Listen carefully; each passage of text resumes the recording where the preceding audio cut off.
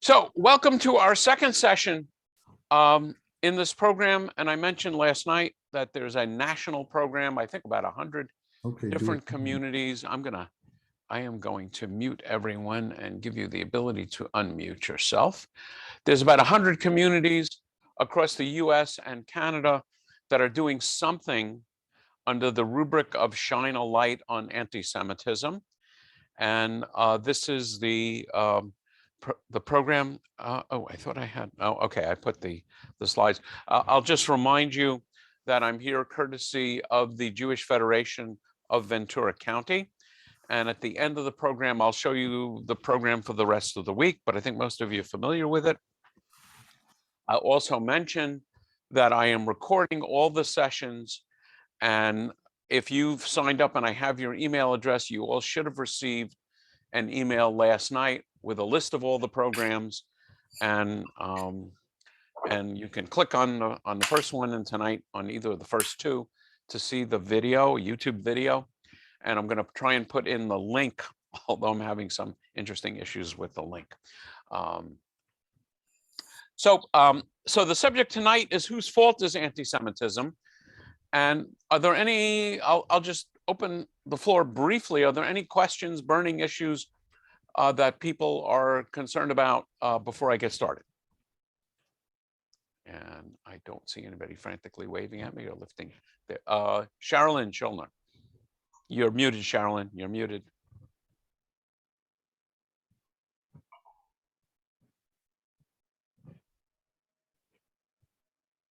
Still muted, Sherilyn. Okay. Sherilyn, you are still muted. Oh, there you go. Go ahead. Something happened yesterday or last night. There was an incident. I don't remember what. It was in Beverly Hills. I was mentioning it just as we were getting started. And apparently someone was handing out or leaving anti-Semitic flyers. And I don't think they found anyone. You know, if anybody has more information on that, you can share it. No, Jews are the cause of COVID. I'm sorry? One of the things it said was Jews are the cause of COVID. Oh, I didn't get any information on that. Jews as the cause of COVID. Okay, that's a new one. Okay, so I want to focus on a few issues relating to the cause of anti-Semitism. And I started introducing this last week, but at least tonight, I'm going to touch on a few issues that are touched on in the video that we'll watch.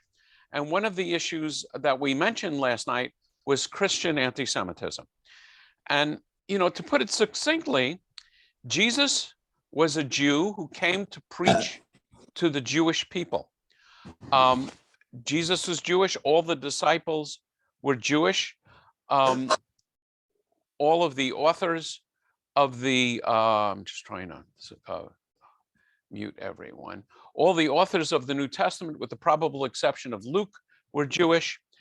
And of course, the Jews rejected Jesus's teachings as being inconsistent with Judaism. So the very existence and survival of Jews and Judaism becomes a theological threat to Judaism. And we see this in the New Testament. So there's a, you know, just to give you a few quotes from the New Testament. One is in the book of Matthew. The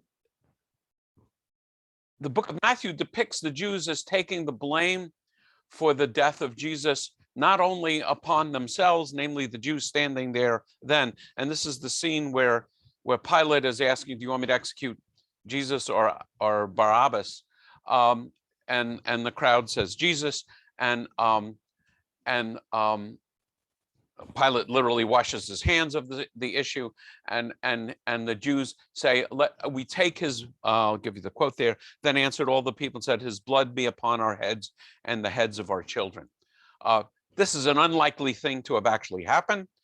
Of course, you know, if you look at any depth at the Gospels and the account of Jesus' execution, you realize that it was definitely the Romans and not the Jews that executed Jesus for many reasons that I can get into that if there's a specific question.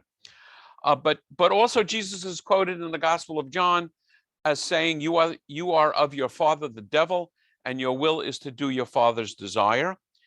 In one of Paul's letters, the Thessalonians, it's made very explicit: the Jews who killed the Lord Jesus and the prophets persecuted us. They do not please God and are opposed to everyone. So what's going on here? One of the ways I understand this historically is the idea that these Christians who in the first century saw themselves as Jews and are preaching to the Romans.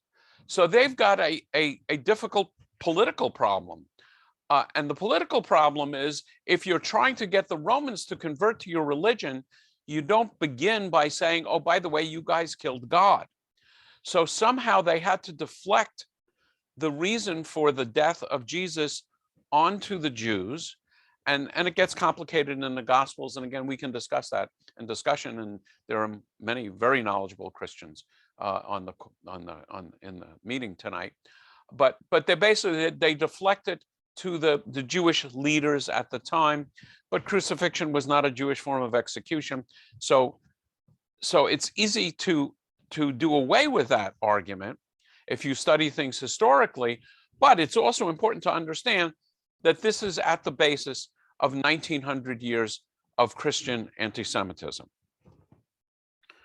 And in fact, if you want to look at this in great detail, there's a book specifically on this called Anti-Semitism in the New Testament, written by a Jewish scholar. We see something similar in the world of Islam. In the time of Muhammad in the 7th century in Medina, there was a substantial Jewish population, and there was interaction between the residents of Medina who had become Muslim and the Jews. And in the early stages, Muhammad again was preaching to everyone. I don't recall seeing record of many Christians there. I could be wrong about that, but certainly he was preaching to the Arab pagans and also to the Jews. And if you analyze, and scholars do this in the Quran, as to which elements in the Quran are the oldest, you see a lot of favorable attitude toward the Jews. But of course, like the case of Jesus, the Jews don't accept Muhammad. As I mentioned here in the slide, some of this appeal to the Jews was that initially the prayer direction for Muslims was toward Jerusalem. And when the Jews rejected Islam, it was shifted to Medina. Originally, Yom Kippur was a fast in Islam, and that changed to fasting in the month of Ramadan. But basically, although there's a lot of similarity, and I often emphasize that Judaism and Islam are much more like each other than either is like Christianity. Both Judaism and Islam would reject the idea that God could become human. And both Judaism and Islam have as central to the religions the idea of Jewish law. In Judaism, it's called halakha, which means the path of the walking. In Islam, it's called Sharia, which also means the path. So there's a lot of similarities, but Jews basically said what was true in the Quran was not new, and what was new was not true. And again, I would never want to insult Muslims by saying that the Quran wasn't divinely dictated, but clearly as a Jew, I don't believe that God was the author of the Quran. And there are areas in the Quran which are very inconsistent with the Bible. A lot of the stories are in the Quran are actually in the Bible, but for example, and the Quran is divided into surahs and chapters, surahs and verses. So this is the 28th surah, the 38th verse. We have Pharaoh asking Haman to build the Tower of Babel. So the stories get conflated. If we asked a Muslim about this, the Muslim would say the story in the Hebrew Bible was wrong. And again, we talked about this a lot last night.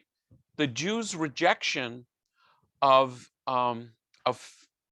Islam was public. Jews were not living off on one side, so it was very well known. So here are some verses from the Quran.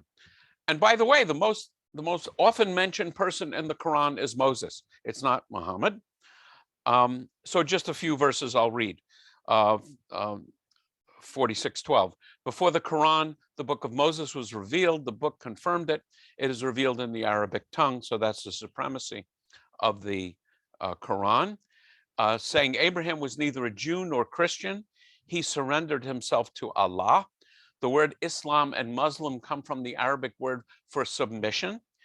And then speaking of the Jews, humiliation and wretchedness were stamped upon them, and they were visited with wrath from Allah. That was because they disbelieved in Allah's revelations and slew the prophets wrongfully. That was for their disobedience and transgression. But again, it's also mixed in the Quran. Clearly, things are also mixed in the New Testament. But in the Quran, there are other verses which say, those who believe in the Quran and those who follow the Jewish scriptures and the Christian scripture, any who believe in God and the last day and work righteousness shall have their reward with their Lord. On them there shall be no fear, nor shall they grieve. And in the same surah, there should be no compulsion in religion. So as is the case in the Bible, Hebrew Bible and Christian scripture, the Quran has many different things going on within it. Scholars can study it and try and determine when the early elements were and when some of the later elements were. And so now we're going to show a video, I think it's about 8 or 9 minutes, called Whose Fault is Anti-Semitism? And I will ask Cheryl to give me a thumbs up when she confirms that you can see it and hear it.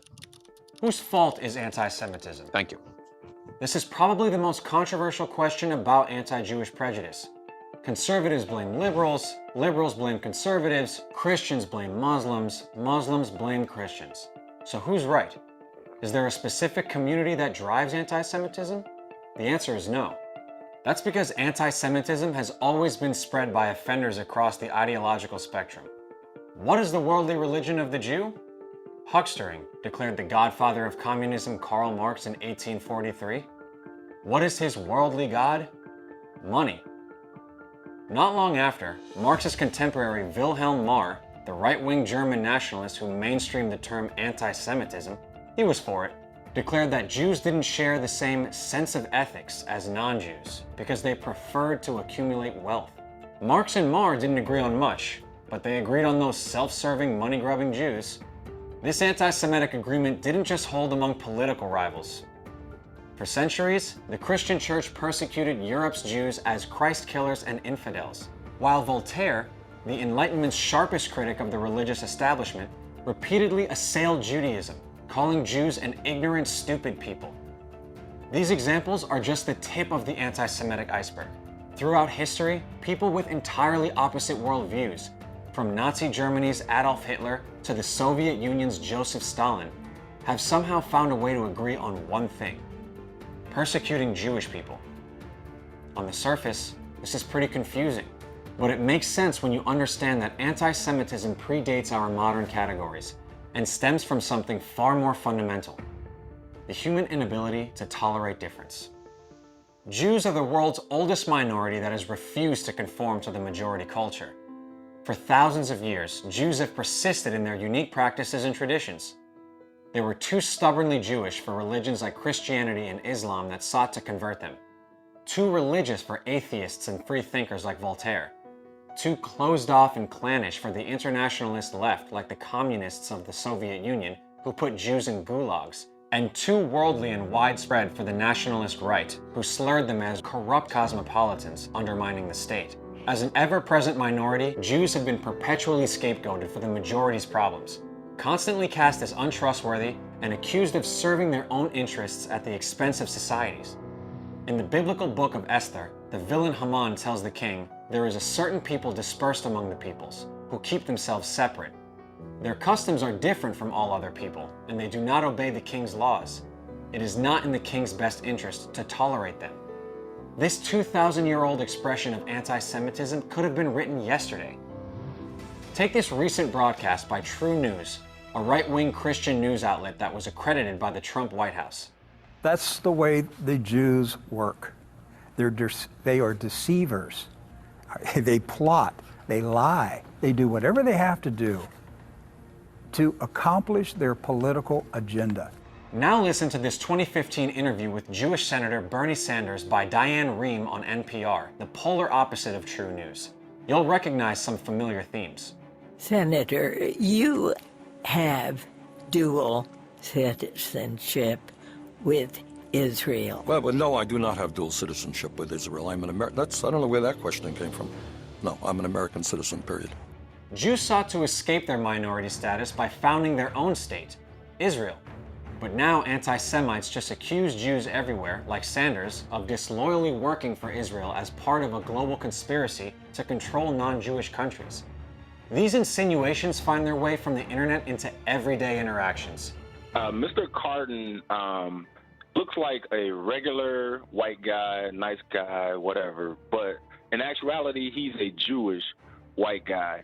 And if the public was informed of that by C-SPAN, I think they would take his comments differently.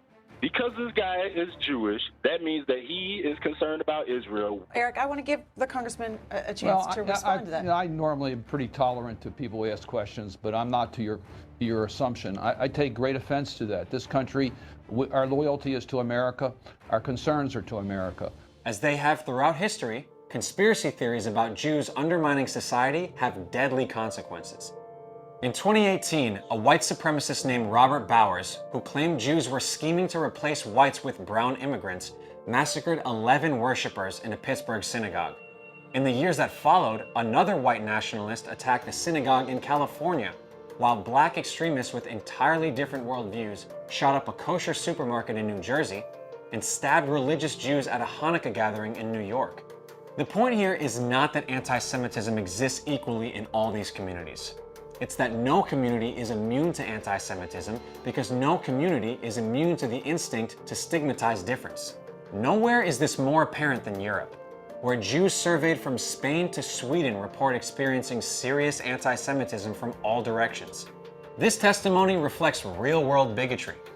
Whether it's Poland's Christian Conservative Party passing laws to repress studying the Holocaust and Polish complicity in it, or Hungary's nationalist leaders leading a state-sponsored campaign demonizing Jewish financier George Soros, blaming him for the country's problems and comparing him to Hitler, or Britain's preeminent left-wing party failing to stop pervasive anti-Semitism in its ranks under leader Jeremy Corbyn, or Jews in France being subjected to countless violent attacks at the hands of Islamic extremists. As you can see, anti-Semitism is the ultimate equal opportunity offender. So why does anti-Semitism continue to flourish across the spectrum? The answer is simple. People only tend to police anti-Jewish bigotry when it comes from the other side, not their own. It's understandable why this happens. After all, it's much easier to condemn the prejudice of people you already despise and disagree with. It's a lot harder to speak up when the bigotry is coming from your friends and allies. But think about it. Where do you have the power to make change? Among your friends or among your enemies? In your community or in someone else's? Yet too often, our national conversation about anti-Semitism consists of people trying to bounce anti-Semites from parties they weren't invited to. Conservatives policing progressive anti-Semitism, progressives policing conservative anti-Semitism, and so on. You don't have to be an expert in anti-Semitism to see why this doesn't work. So how can we stop this from happening and start fighting the anti-Semites instead of each other? The secret is this. Focus on the anti-Semitic ideas expressed, not the individual expressing them. If we train ourselves to recognize anti-Jewish sentiments, rather than getting distracted by their source, we'll be much more successful at identifying and uprooting the hateful ideas across the board. But if we pick and choose which anti-Semitism to care about based on who says it, and give our own community a pass, bigotry will continue to spread unchecked. Because the truth is, casting anti-Jewish prejudice as a specifically left-wing problem, or right-wing problem, or Christian problem, or Muslim problem, is really just a way of saying that it's someone else's problem. The only people who win this argument over who's the bigger bigot are the anti-Semites, who continue to spread their hate while their supposed opponents point fingers at each other. To truly combat anti-Semitism, we need to stop thinking of it as other people's problem and start confronting it as our problem. Okay, so I just have a few more thoughts to share with you, and then I will open the floor for your own thoughts. I have just a little more material, historical material. So you may or may not be familiar with St. John Chrysostom, who was a 4th century church father, especially influential in the Orthodox Christian church. He wrote, and as you'll see, his writings sound a lot like Nazi writings. Their synagogues are to be set on fire, houses torn down, destroyed, have prayer books and Talmuds taken away from them, forbidden to teach. The Jews are to be deprived totally of walkway and street. They're inveterate murderers, destroyers, men possessed by the devil. God hates the Jews and has always hated the Jews. It is the duty of Christians to hate the Jews. This is a saint and a Christian church father. Martin Luther was briefly mentioned in the video. So again, we see a story here like the one I described in connection with Islam. In Luther's early writings, remember, Luther comes in no small part to protest. It's where we get the term Protestant, to protest things that he saw wrong in the Catholic Church. And in his early teachings, he presumed that with his reforms, Jews would join his branch of Christianity. So written in 1523, early in his teachings, he says, "Perhaps I will attract some of the Jews to the Christian faith, for our fools, the popes, bishops, sophists, and monks, the coarse blockheads, have until this time treated the Jews that to be a good Christian, one would have to become a Jew. I would advise and beg everybody to deal kindly with the Jews and to instruct them in the scriptures. In such case, we would expect them to come over to us." So very favorable. 20 years later, he now realizes that the Jews are not coming over. So I'll just highlight some of this. There's a lot of material. Luther wrote a lot. And you'll see similar themes. Synagogues set on fire. Homes broken down and destroyed. Deprived of prayer books and Talmuds. Forbidden to teach. Okay, so yeah, that's all I have from Luther and some of my other classes. And he goes on and on in this vein. Voltaire and Marx were also mentioned in the video. And in this case, and I touched upon this last night, what was particularly offensive to Voltaire and Marx was Jews' insistence that we are a nation and not simply Frenchmen, German, Englishmen of Jewish persuasion, but that we insisted on being a separate nation. So we have Voltaire speaking that the Jews are the most abominable people in the world, totally ignorant nation who for many years has combined contemptible miserliness and the most revolting superstition with a violent hatred of all those nations who have tolerated them. And then Karl Marx, this is just the quotes that we saw before. The cult is haggling, the secular god money. Well then, emancipation from haggling and money, from practical real Judaism would be the self-emancipation of our time. Money is the jealous god of Israel, beside which no other god may stand. So what I'd like to do now is I'm gonna, rather than leave this up on the screen, I wanna stop the share screen. And my question for you is, other than commenting clearly on any of the above, asking how anti-Semitism has affected your lives.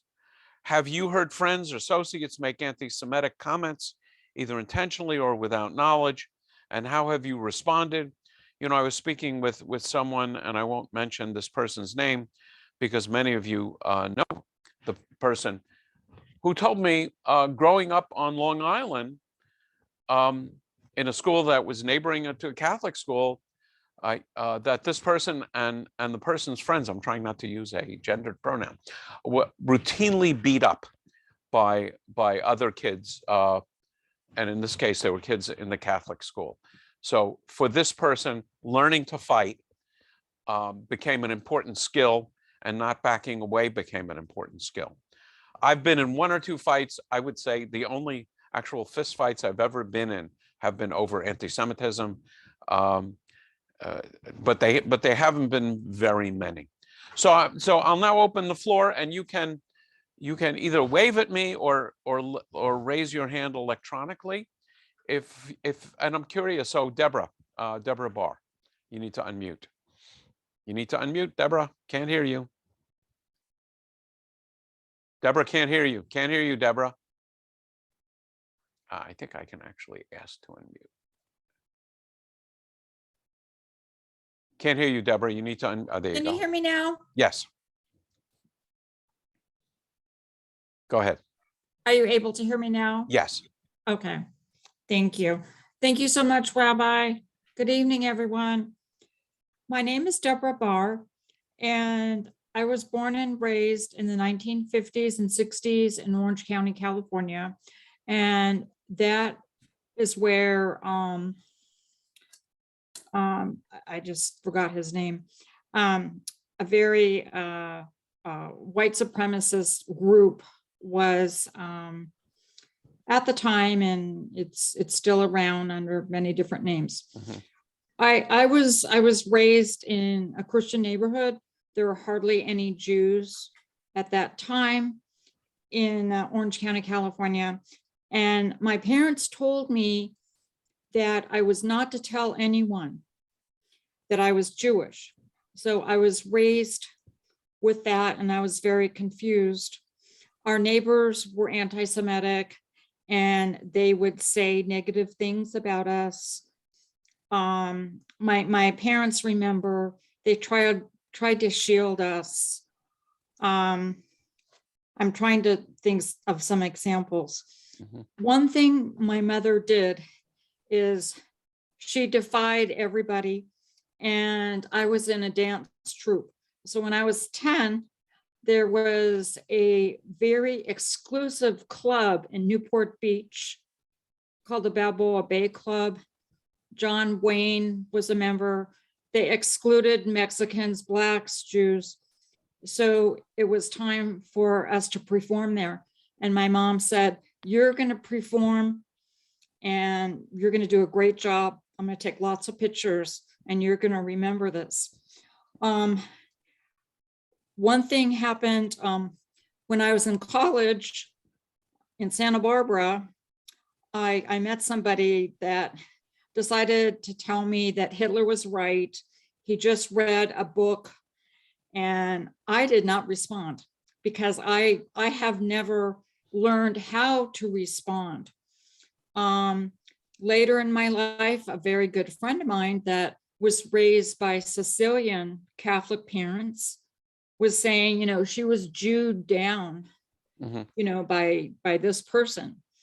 And again, you know, I didn't really know how to handle that. I said, you know, I'm Jewish. And she says, well, I learned that from my parents and it's just automatic. You know, I didn't mean to offend you. So my problem has been, do I respond? Do I not respond? I think I need more education. Yeah, and, let me comment, Deborah, and I want to give other people a chance also. One of the things, actually in the Torah, it says, you shall surely reprove your friend or neighbor when you see them doing something wrong. But the Talmud also specifies that you should criticize someone in a form that will be heard. So yelling and screaming face to face is not going to be heard. I once had a congregant describe a very similar situation, Deborah, than what you described, about being present when somebody referred to somebody Jewing somebody else down. And this person, basically, it was a golf foursome, and he basically got into the guy's face and said, "I'm Jewish, and I find that offensive, and I would like you to apologize." Now, as you can imagine, the person was not going to apologize at that point. And so this person actually asked me what he should have done, or was he correct? And what I would say is what Jewish tradition and law would say is you pull someone like this to the side, not to humiliate them, and to say, you know, you may not realize, but that phrase, Jewing someone down, is really painful and offensive to me. And you say it in a way, I'm sure you didn't realize this, and I just want you to know that, because I value your friendship. If you say it in a way like that, you at least have a chance of being heard. If someone's marching down the street with torches, yelling, Jews will not replace us, that is not the time to engage in a quiet dialogue, as you can imagine. So Thank you. You're welcome. Anyone else have a comment? Jerry Goldman. When I served the Signal Corps, I was put into, and it was outskirts of Washington was the headquarters. There was a major who ran that unit I was in and never referred to me by my name. I was Jew boy. And I always took it even more directly because it was almost a Sammy Davis joke where boy was always a derogatory comment about blacks. And if you know the Sammy Davis Jr. joke about getting on a bus, get off the bus, go to the back of the bus. He says, I'm Jewish. They say, get off the bus. But that was the way, and throughout time, it was hard to remember a time he actually used one of either Jerry or Goldman. But this was the army at that time. Yeah, and it's not someone given rank and a situation where you can have a conversation. Now, what I will say is my nephew, actually it's my great nephew, is in the Coast Guard, and he was harassed for being Jewish, and he reported it up the line, and the person that was harassing him was disciplined. So the world has changed. It's not, we're not there yet, but the world has changed. I think people are more sensitive to this, and I think the command in military is more sensitive to it. Any other contributions? One of the things that Barbara Gerson. Yeah, it's a little hard for me to see everyone. You need to unmute yourself. Okay. One of it seems that the phrase "to Jew him down" is very popular. But I was at a informal meeting of some social workers actually at the place I worked, and one of them said that phrase, and I sat there and I thought, I thought, what do I do? What do I do? And then I thought, fuck it, I'm going to do what I think is right. And I said to the person, that could be that is an anti-Semitic comment. And when I've confronted people, this is the kind of response that I get quite often, which is, oh no, you're much too sensitive. I don't have prejudices, not at all. And that, I think that goes along with really not being very aware of what they're doing. Yeah, I think one of the reasons we're doing this program nationwide is to help people become aware of this, and this, obviously is that awareness is directed at non-Jews as to things that are offensive, and even just the awareness that for many of us Jews, this is part of our everyday life. Not so much, I would say, here in Southern California, but certainly in Europe. Sonia, my wife, has relatives that live in France, and they are harassed. And she has relatives live in Spain. When I traveled to Spain, I was told, don't wear your yarmulke in the street. And I think yesterday, one of the videos mentioned that. Another point I wanted to make, which I think is a powerful one in the video, is that it's very easy for us to criticize anti-Semitism and other things, by the way, for those that are sort of outside of our camp, whether your camp is right-wing, left-wing, Jewish, Christian, or whatever. But it's let's say for Jews, and many of my Jewish friends and I are on the liberal side of the world, and we need to criticize when liberals go over the line into anti-Semitism. and it's very important to be criticizing your own camp. And I think I'm going to talk, I can't remember if it's tomorrow or later in the week, this idea that we're really secretly Israelis and we're out, for Israel.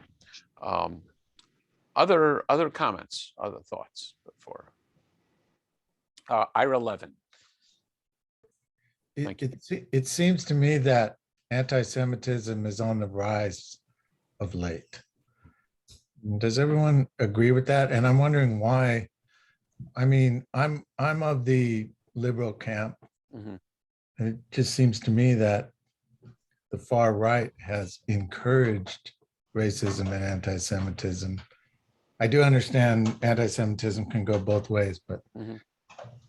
I'm wondering. Yeah, so one of the things that I would say is in the last few years, and I would say it's true on both sides, that coarseness in speech Mm-hmm.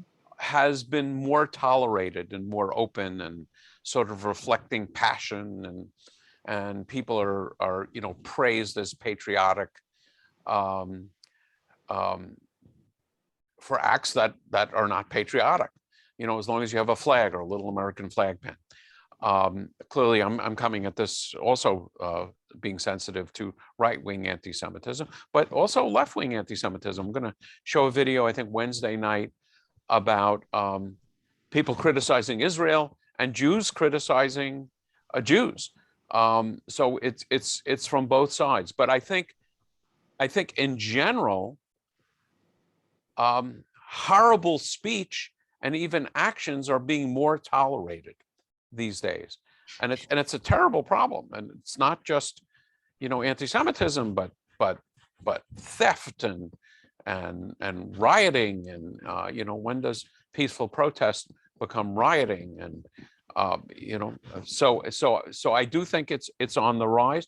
I personally do not feel unsafe in this world. I often tell the story of a woman I met whose mother grew up in Vienna, and she said one day she was going through some of her mother's old clothing, and she noticed that the right arm of her mother's coat was worn down. It was a kind of a fur coat, and it was worn down to the base, where things are stitched onto it.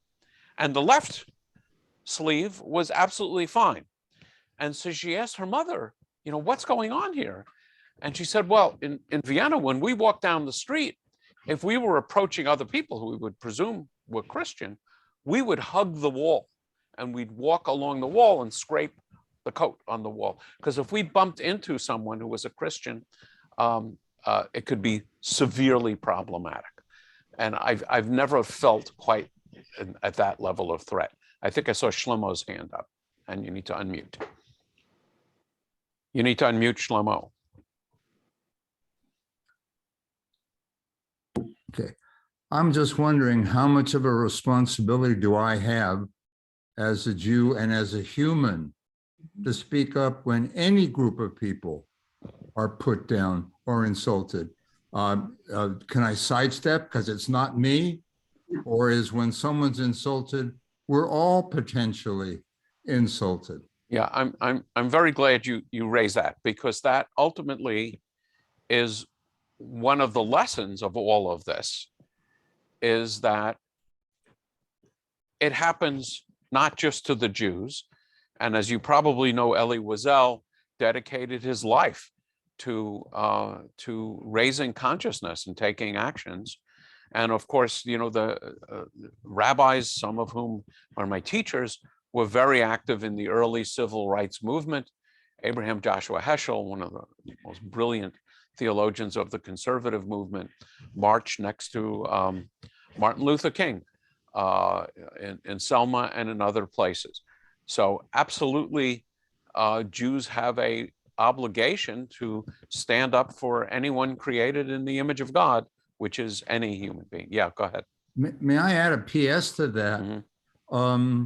I would think that if someone is being insulted to their face and to their presence, that might be a most difficult time for that person to speak up for him or herself. Mm-hmm. But if it's not addressed to me, it's addressed to that other guy, I almost would find it easier, or I wouldn't have to be so courageous Yes. to step in for that person. That's right. And you know, from a Jewish point of view, it's one of the 613 commandments to step in and reprove, reproach someone. But again, I'll add and repeat myself that Judaism would say you should do it in a way in which it will be heard. There's lots of ways in which things don't get heard. And usually when people are screaming, things don't get heard. But if you approach someone one-on-one, small groups, without making, you know, if you can, in a way that is not directly accusative, you know, give the person the benefit of the doubt. Terry is shaking her head no. Terry, go ahead. No, because there are times that it's really not appropriate and it needs to be addressed publicly. At Pleasant Valley Hospital years ago, when I worked there, there was a lady I was taking care of in a corner room. Remember the old hospital? Mm-hmm. And I was sitting doing charting, and I don't remember what the conversation was particularly, but there were a number of us nurses sitting there, and somebody made an anti-Semitic comment about my patient in that corner. And my response was, and I think it had to be public, was that was inappropriate. Mm-hmm. And then taking it further, saying we know, you know, we don't know things about this person, and when you say that, that's totally inappropriate, because those people would continue to do that. Mm-hmm. And if they know that that's not appropriate, then at least they're not going to do it around me. Yes. Yep. It's one small step for mm-hmm. Terry. Charlene. Michael, I feel like I live in a bubble.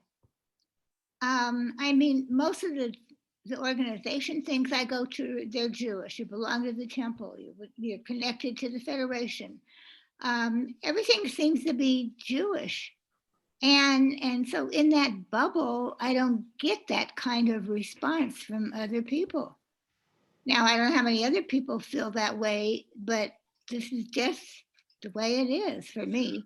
Right. So as I was saying, and I don't, a lot of organizations I belong to are not strictly Jewish, right? Terry and Tim. But I don't feel threatened. Right. And I feel safe and comfortable here. But one of the sessions, the last sessions, I'm going to talk extensively about the Holocaust and Nazi anti-Semitism. I will just point out that Jews in the late 20s and early 30s felt as comfortable in Germany as you and I feel in Southern California. They considered themselves good Germans. They were part of the German community. In some cases, they had fought, for Germany in the First World War. And so that's always in the back of my mind. You know, the story of the book of Esther is Jews are doing so well in Persia that a Jew can become a queen. And still, you know, it can turn on a dime. Even the story of the Exodus, you know, that Joseph is prime minister of Egypt. And then there arises a king that didn't know Joseph. So I would say Jews are always, I almost say it's almost like we're on a trigger. I remember once in Westlake Village, where my kids went to elementary school, there was a program for the kids in elementary school. I can't remember how old the kids were, but you know, 4th, 5th, 6th grade, of children reading biographies, and you should come to school dressed as the person whose biography you were going to report to the class on. Right. And one of the kids read a biography of Hitler and came dressed, you know, as kind of a Nazi stormtrooper. Mm-hmm. And the Jews in the school went berserk. And I think there was probably feeling among the non-Jewish community that we were overreacting. But the only thing I can say is that we're always afraid, and we're always sort of on tenterhooks about tolerating this kind of behavior. Others want to add a comment. Well, Mike, I'm going to add another comment going back in my own family history that I did not know till I was an older adult. My oldest sister's 11 years older than me, and she left when I was about 4. And so we were lunching much later in life. Come to find out, and my father fought in World War II. I knew that. He was on a ship for 22 months as a radio man. But my sister is 11 years older than me. And so in the late 40s, early 50s, both of my sisters were not allowed to play with the kids down the street. And why was that? Because they were Jewish. And I was floored that my parents did that. So, and to this day, I don't understand it, especially considering my father fought in the war, right? So sometimes it just doesn't make sense. But as you say, it is closer than we realize. Yeah, and one of the things I was talking with this person who experienced a lot of anti-Semitism as a child and was greatly moved by the Second Vatican Council and the Catholic Church changing its teachings on Jews and changing the approach that you don't go out and proselytize to Jews. And it was very powerful, and I hope I'm going to mention this in a later class, because when Christianity changes its attitude toward Buddhism, that's interesting. When Christianity changes its attitude toward Judaism, that is foundational, because Christianity understands itself as coming out of Judaism. And for 1900 years, the underlying assumption was Jews rejected their relationship with God and therefore rejected the covenant. A testament is another word for covenant. Therefore, a New Testament is needed with a new people who really becomes the true and fulfilled Israel. This is called Supersessionism. And this was pretty much standard philosophy until after World War II, when I think most Christian churches, not all, most Christian churches basically turned 180 degrees on this and realized that if Jesus and the disciples were around today, they would have gone to the gas chambers also. I'm going to call on Cantor Robin and then Bob, the Blindermans. Cantor. So a couple of different things. As far as responding to, if I hear someone saying something that I feel is inappropriate, I think in a work setting, it would be a lot easier for me to say, that's not appropriate or that's offensive, or then, I think depending on the setting and depending on my relationship with whoever is saying something, I think it really makes a difference for me. The other thing I was going to share is I also am the child of a Viennese war survivor, and my mother was always, I always had the feeling I should not advertise that I was Jewish. Although we did own, Jewish stars and stuff like that, but I was always very mindful like where I was wearing it, and now in my role as the cantorial soloist at Temple, I've begun wearing a kippah more often. And sometimes I'll find myself, I'm in Trader Joe's and I forgot to take my kippah off.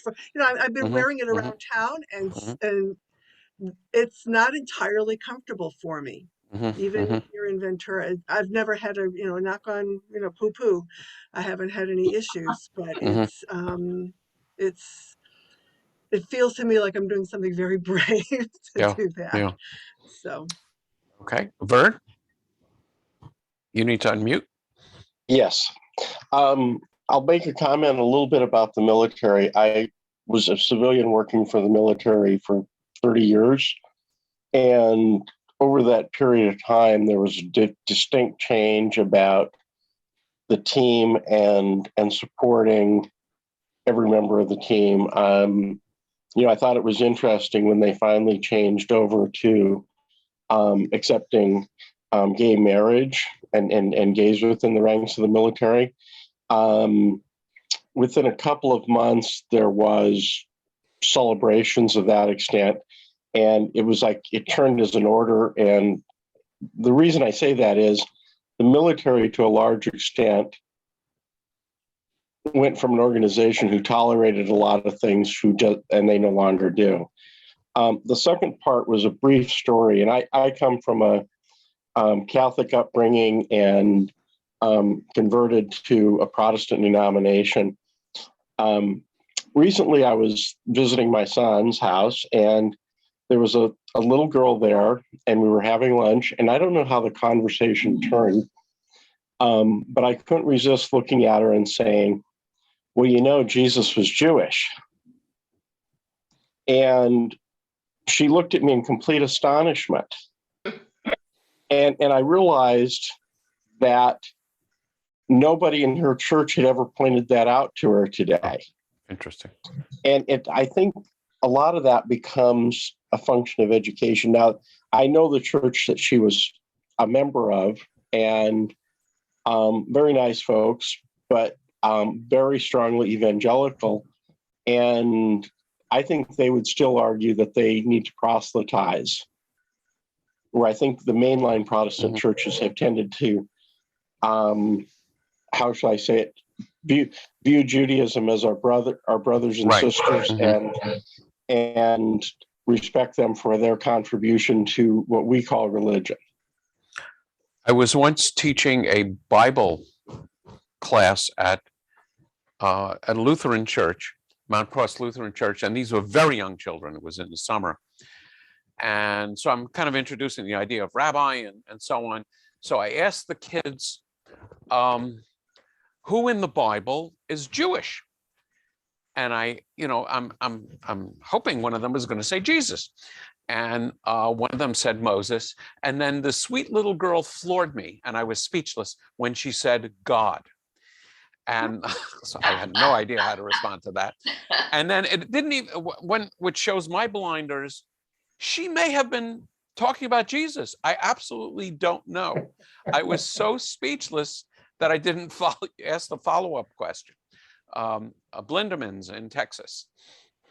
Yes, Rabbi, I just wanted to share a little family story, and it's a little bit different take than what most people have said. And my dear Uncle Meyer was playing baseball, and they were here in Texas, and there were quite a few Jews on his team. They were in high school. They were playing another team, and so he was batting, and the pitcher tried to bean him and brushed him back. And then my uncle gave him a dirty look. And then the pitcher called him a dirty Jew. And then both benches started to empty out. But before they could get off their benches onto the playing field, my uncle had charged the mound and laid out every player in the infield. So there are different ways of dealing with it. Yes. Okay, so it's almost 8 o'clock. I'm going to jump back to sharing the screen. And just to mention, once again, next Sunday, we're going to have a program in Oxnard, and the information has been distributed to you. I hope you're aware of it. And actually, I'm just going to jump ahead a little bit. This is the program for the remainder of this week. So tomorrow night, we're going to discuss the question of Israel, and is criticizing Israel inherently anti-Semitic, and the other evenings as we go along. And the only one that's not tied to the video series that I've been using is going to be on Saturday, which is really going to address the Holocaust. I've actually visited Auschwitz twice and actually spent a week there. And so I'm going to share some of my own photos of Auschwitz and talk about Nazi anti-Semitism and address the question of whether it's possible that something like that could happen here. So I'm going to conclude the recording,